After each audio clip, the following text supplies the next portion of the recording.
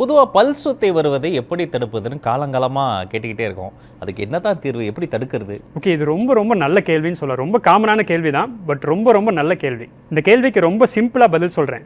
ஒரு குழந்தைகளை பல்வலி அப்படின்னு சொல்லிட்டு பல்ல சொத்தை இருக்குன்னு கிளினிக் கூட்டிகிட்டு வராங்க. நாங்கள் குழந்தைகளை திட்ட முடியாது, அம்மா அப்பா தான் திட்ட முடியும். காரணம் என்னென்னா, ஒரு சின்ன பேசிக்கான சில விஷயங்கள் அவங்க செய்யலைன்னு சொல்லுவேன். எல்லாருமே பல் வந்ததுக்கப்புறம் தான் ஓரல் என்விரான்மெண்ட்டை க்ளீன் பண்ணணும்னு நினைக்கிறாங்க.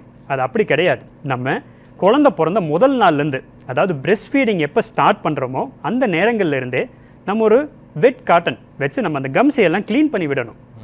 இந்த முதல் நாள்லேருந்தே ஓரல் கேவிட்டியோட க்ளீனிங் ரொம்ப முக்கியம். அதே நேரத்தில் அந்த கம்ஸை நல்லா மசாஜ் பண்ணி விடலாம். நாளைக்கு டூத் எரப்ஷனுக்கும் அது யூஸ்ஃபுல்லாக இருக்கும். நிறைய பேர் அந்த கம்ஸை தொடுறதுக்கு கொஞ்சம் பயப்படுறாங்க. முதல் நாள்லேருந்தே அட்லீஸ்ட் உங்களால் முடிஞ்ச அளவுக்கு ஒரு வெட் காட்டன் வச்சு அந்த இடத்த க்ளீன் பண்ணி விடுங்க. இதுதான் ஃபஸ்ட்டு செய்யக்கூடிய ஹேபிட். அதுக்கப்புறம் ஒரு 6 மாதம் அல்லது 10 மாத காலங்களில் நமக்கு முதல் பல் வெளியில் வரும். என்னைக்கு முதல் பல் வெளியில் வருதோ எல்லாரும் சந்தோஷமாக இருப்பாங்க. குழந்தை பிறந்ததுக்கப்புறம் நமக்கு ரொம்ப சந்தோஷமான அடுத்த விஷயம் என்ன? முதல் பல்ல கண்ணில் பார்த்தா அம்மா அப்பா சந்தோஷப்படுவாங்க.